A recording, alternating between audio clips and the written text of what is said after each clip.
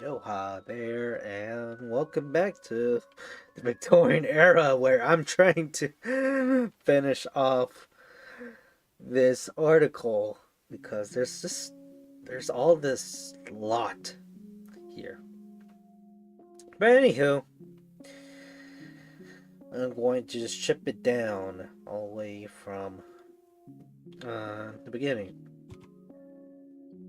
I already went through here where that the Victorian era itself is really a strange era to define because the whole period is not all a single event. It was not a tired game changer. It was just a gradual step. That was the entire century where everything changes, especially with how the three phases of the Victorian era. One of them has to do with the industrialization of mid 1800s and how that faded. For Great Britain, obviously, it's a scramble of Africa and Asia, which creates a huge presence of imperialism that was with many countries, not just Great Britain. That goes to show how that era could be perceived. But anyhow, that was the terminology and stuff.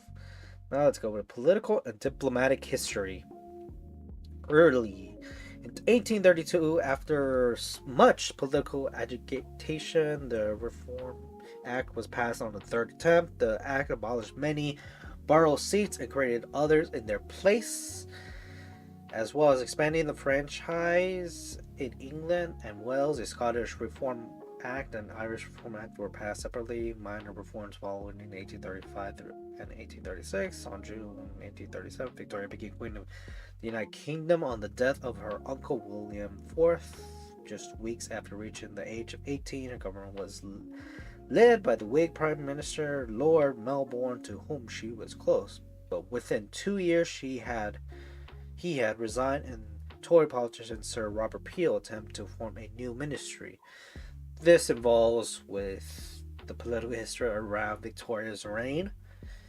In the main summary of this wiki, it mentioned them because the era, it's important to understand what's going on in the government.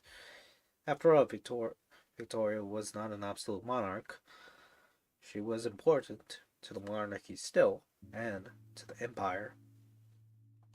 So we can skim through this, see what it goes. She regularly record the events of the rebellions of Upper and Lower Canada as a reminder her of the American Revolution, which took place during the reign of grandfather King George III. Now that's her grandfather, because this was around a half a century mark from the American Revolution. Think about it. It's interesting to think that her being born around the early 1800s means that there's still plenty of people still around that experienced the American Revolution and fought against that. Now, there is other things. In the same year, a seizure of British opium exports to China prompted the First Opium War against the Qing dynasty, and British Imperial India initiated the First Anglo-African War, one of the first major conflicts of the Great Game between Britain and Russia. In South Africa, the Dutch Boers made their great trek to found Natal, the Transvaal, and the Orange Free State, defeating the Zulus in the process. 1835 through 1838, Britain annexed Natal in 1843, but recognized the independence of the Transvaal in 1852 in the Orange Free State in 1854. Now, what I can also point down is this is when she had her significant other around the picture here. That actually caught me off guard. It goes to show how I know that Victorian era, mainly with the very older Queen Victoria around the 1900s, and particularly with photography. I haven't seen her much in portraits. Yeah, it's cool to know.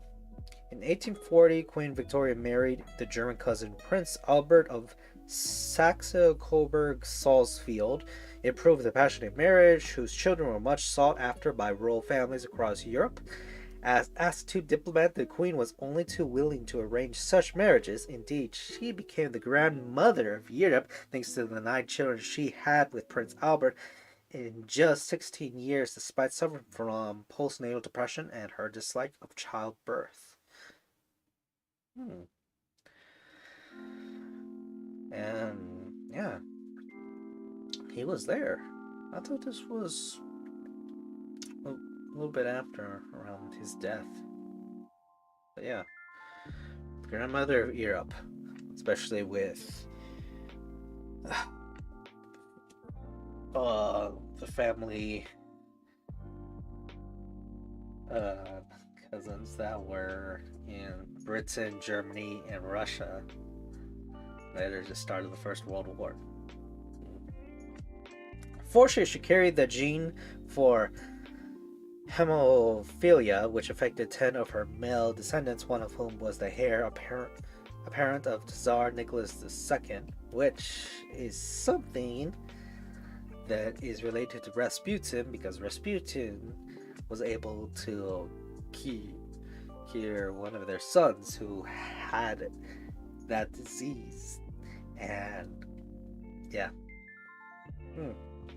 In Australia, new provinces were found with Victoria in 1835, and South Australia in 1842. The focus shifted from the transportation of criminals to voluntary immigration. New Zealand became a British colony in 1839 and 1840. Maori chiefs ceded sovereignty to Britain in Treaty of Watatangi in 1841. New Zealand became an autonomous colony. The signing of the Treaty of Nanking in 1842 ended the First Opium War and gave Britain control over Hong Kong Island. Nanking was the capital city during that time. In China, however, a disastrous retreat from Kabul in the same year led to the annihilation of the British Army column in Afghanistan. In 1845, the Great Famine began to cause mass starvation, disease, and death in Ireland, sparking large-scale immigration to allow more cheap food into Ireland. The Peel government repealed the Corn Laws. Peel was replaced by the Whig ministry of Lord John Russell.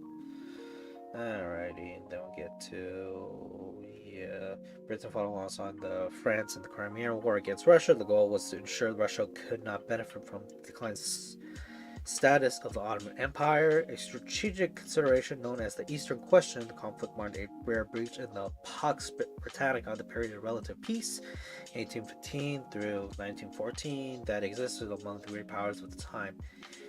It is so interesting that, yeah, the period of relative peace was just relative because you had a lot of wars going on. Literally a few sentences before, we were reading about the Crimean War. And yeah, but I guess that it being between the Napoleonic Wars and World War I, the Great War, does show how these wars are not that grand compared to those. Now, on its conclusion in 1856 with the Treaty of Paris, Russia was prohibited from hosting a military presence in Crimea. October of the same year, the Second Opium saw Britain overpower the Qing dynasty in China. Along with the major powers, Britain took steps in obtaining special treaty and legal rights in a limited number of treaty ports, which led to the century of humiliation for China. It was during the Crimean War that the Queen introduced the Victoria Cross, awarded on the basis of valor and merit regardless of rank. So it was the Crimean War. The first crosses were handed out to 62 men in the ceremony of Hyde Park in 1857. The first time officers and men were decorated together during 1857-58, an upright opposition from sepoys against the East India Company was suppressed. Then this led to The crown jewel of uh, the empire. And you have Victoria being the Empress of India. But yeah, in the middle, it's 1861. So, yeah, 1861. When Prince Albert died, Queen Victoria went into mourning and withdrew from public life. Interesting. So that's where it started. The middle of the spouse's death led to a new era in Victoria's reign. Or it is a different time period. Now, whilst the cabinet leaned toward recognition of the Confederacy during the American Civil War, public opinion was split. Confederate foreign policy planners have hoped that the value of the continent exports would encourage European powers to intervene in their favor. It was not to be, and the British attitude toward might have been decisive. Being cut off from continent did not affect the British economy as much as the Confederates had expected. Yeah, now this is going more into the American Civil War than what the British government and society thought about that. King Cotton was not much of a real thing because there's other kings in the world, like India, and the fact that now it's directly ruled by Great Britain, that is interesting timing. It could have been different if they couldn't export much cotton from India and their other colonies and have to rely on the South, which would bring a question if they would have been more supportive early on in the war before Abraham Lincoln decided to preserve the Union by ending slavery.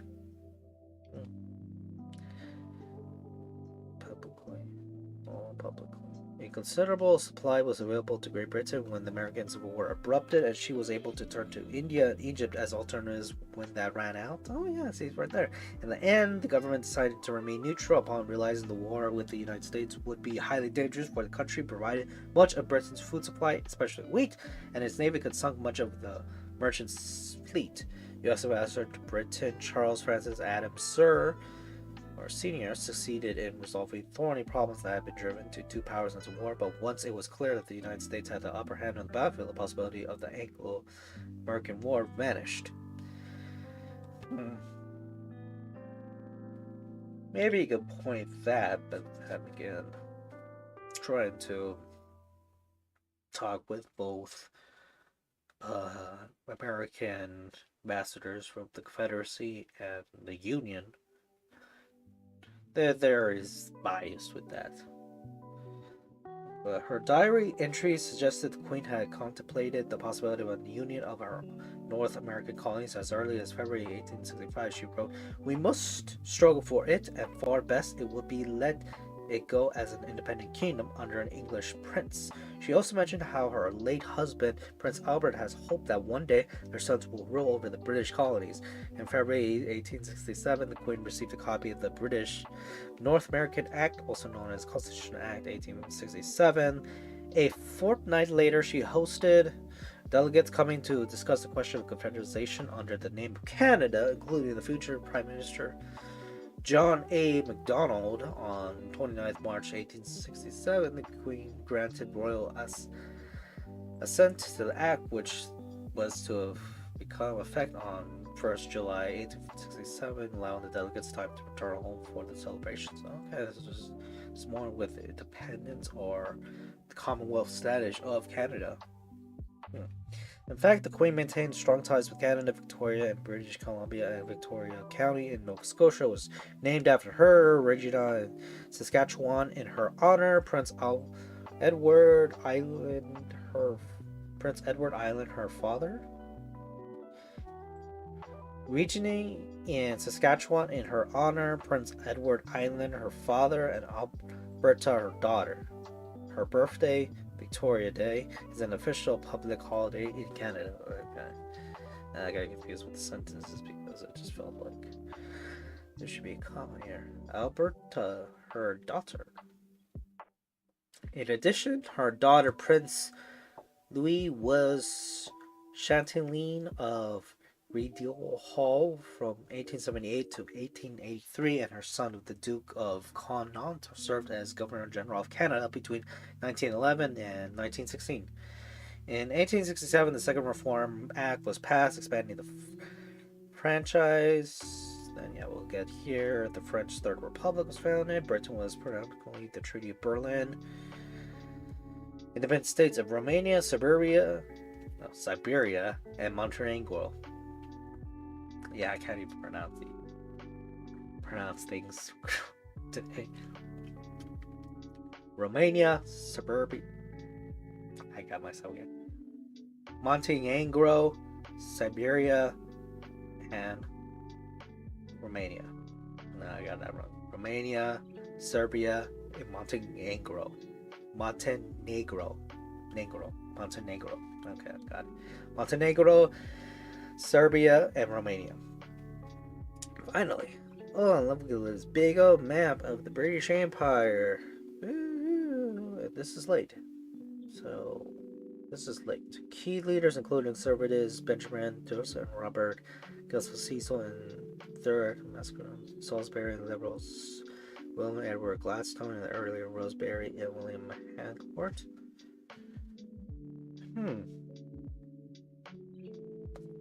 So, I get the year straight then. So, earliest was for the Victorian era 1837 to around 1835 through 1861 till the death of Victoria's husband. So 1861 through 1878. So let's just go with 1880. And then 1880 to 1901 around her death. And they look like they're just periods of different things that happened, like the expansion of Asia around the early days. Middle is relationship in North America, especially with Canada and some other colonies like Australia. And then yeah, later on it was expansion more to Asia and then Africa. They introduced various reforms aimed at strengthening the political and economy of larger industrial cities, increasing British involvement into international stage. Labor movements were recognized and integrated to order to combat extremism. Both Queen Victoria and Prince Albert favored moderate improvements to conditions of workers. Victoria found it in Israel a trustworthy advisor. She approved of his policies, which helped elevated Britain's status to global superpower. In her late years, her popularity soared as she became a symbol of the British Empire. The major new policies included rapid succession, the complete abolition of slavery in the West Indies and African possessions, the end of transportation of convicts to Australia, loosening restrictions, introducing responsible government. So this seems more like, well, she's becoming more of a presence, even though it could be just the change of government that was the case to all that. David Livingstone led famous expeditions in Central Africa, positioning Britain for a favorable expansion of its colonial systems in the scramble of Africa during the 1880s.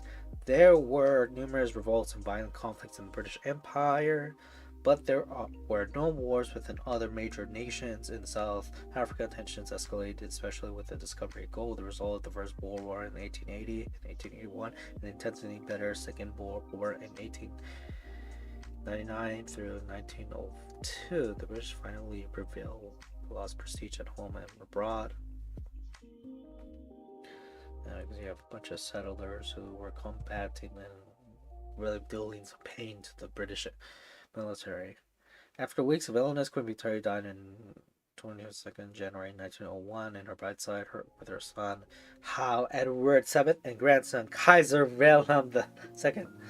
Australia received domain status in the same year despite their difficult relationships. Edward VII never severed ties with the Queen. Like her modernized the British monarchy and ensured the survival with so many European royal families collapsed as a result of the First World War. And exactly like that. That's how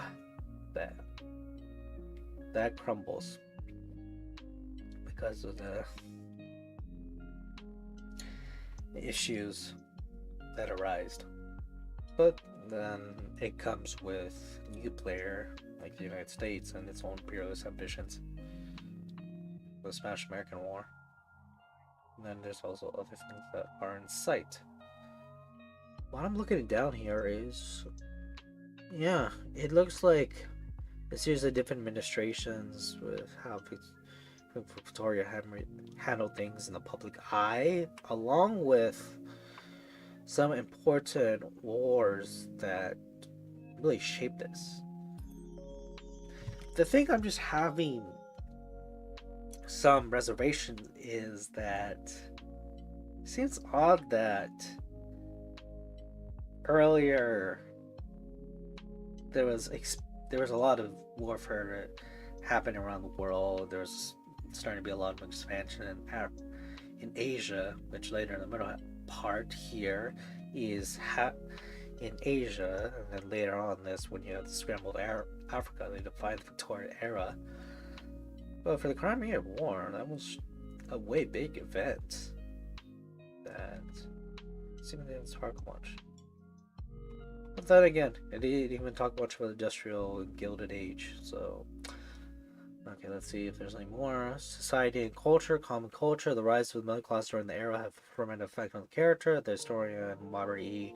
Houghton reflects the once in the middle class attempt political as well as financially immense. Their social influence became decisive. The Victorian frame of mind is largely composed of the characteristic moods of thoughts and feeling. Alright. Industrialization brought in this rapidly growing middle class, whose increases number has a significant effect on the social strata itself, cultural norms, lifestyle, values, and morality. And then, yeah, let me skim through part of these. Okay. Evangelicals, Lutheran, and the Reformed, the central feature of the Victorian era, is searched. Oh, yeah, let me get a little bit closer here. I hope the camera is doing all good. Alright, should be good, so that's good. The central feature of Victorian era politics in the search of reform and improvement, including both the individual and personal society. Three powerful forces were at work. First was the rapid rise of the middle class, in large part displacing the complete control long exercised by the aristocracy. Aristocracy.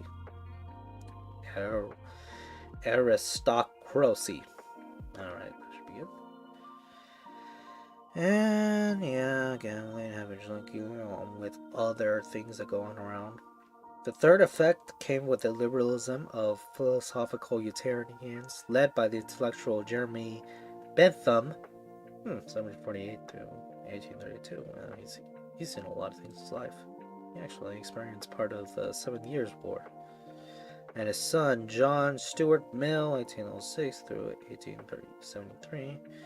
They were not moralistic but scientific. Their movement, often called philosophical radicalism, fashioned and formula for promoting the goal of progressive, using scientific rationality and business-like efficiency to identify, measure, and discover solutions to social problems.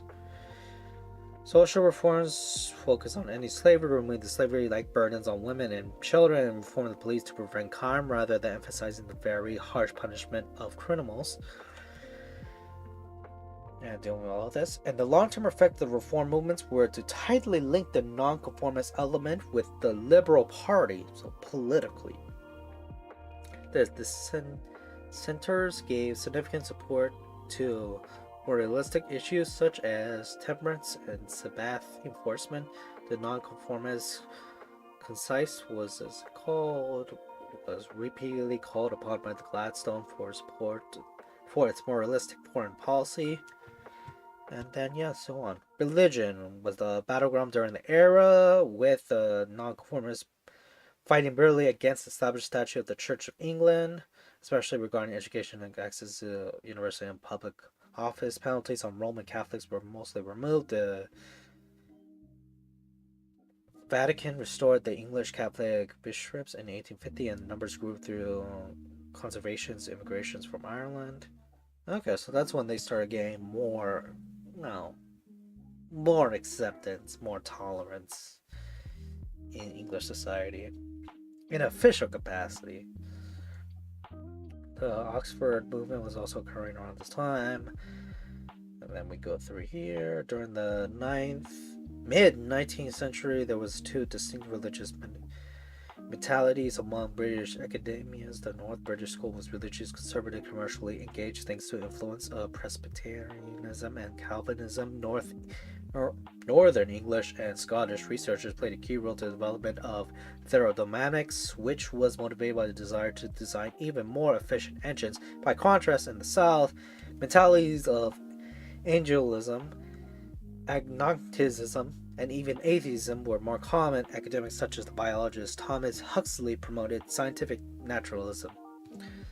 So you're starting to see more society turning into non-religious ideals, probably from the Napoleonic and French Revolution eras. Status of nonconformist churches. Okay, nonconformist concise describes the moral sensibility of the nonconformist churches. Those which descend from the established Church of England that influenced British politics in the 19th and early 20th centuries. In the 1851 census of church attendance, nonconformists who went to chapel comprised half the attendance of Sunday services. Nonconformists were focused on the fast-growing urban middle class. The two categories of the group were, in addition to evangelicals or low church, end quote, element in the Church of England. Old dissenters, end quote, dating from the 16th and 17th centuries, including Baptists, Congregational Nationalists, Quakers, Unitarians, and Presbyterians. Outside Scotland, new dissenters emerged in the 18th century and were mainly Methodists. The nonconformists, concise of the old group, emphasized religious freedom and equality to pursue justice in opposition to discrimination, expulsion, and coercion. Alright, this is a lot I do not know, but let's focus more on the politics in the church with the different groups. I'm just going to go through these. Oxford University requires students seeking admission to subscribe to the 39 Articles of the Church of England. Cambridge required that for a diplomat. The two ancient, okay. Not that ancient, they're not from the Ooga Booga times. Universities opposed giving a charter to the new University of London in the 1830s because it has no such restriction. The university nevertheless was established in 1837, and by the 1850s, Oxford dropped its restrictions. In 1871, Gladstone sponsored the University Census Account 1871 that provided full access to degrees and fellowships. Nonconformists, especially Unitarians and Presbyterians, played major roles in founding new universities in the late 19th century at Manchester, as well as Birmingham, Liverpool, and Leeds. Or is it Leeds? I'm going to say Leeds. And oh boy. Okay, it does show that it is a lot when it comes to the changing of the society and its folks during this time. But yeah, this also does show how, well, obviously colleges and universities that are just supposed to do religious teachings, you don't have to do it as a requirement, so yay, freedom of religion. And, other things around time. Agnostics and free thinkers. Oh, let's go over here. Okay. The abstract theological and philosophical doctrine of agnosticism. I'm not going to finish all this, so I'll just come here next time. Let me practice with what the hell is this word? Agnosticism. Agnosticism. Agnosticism. Okay, sure. Agnosticism. Well, anyhow, I'll get back to here again. Other than that, oh well.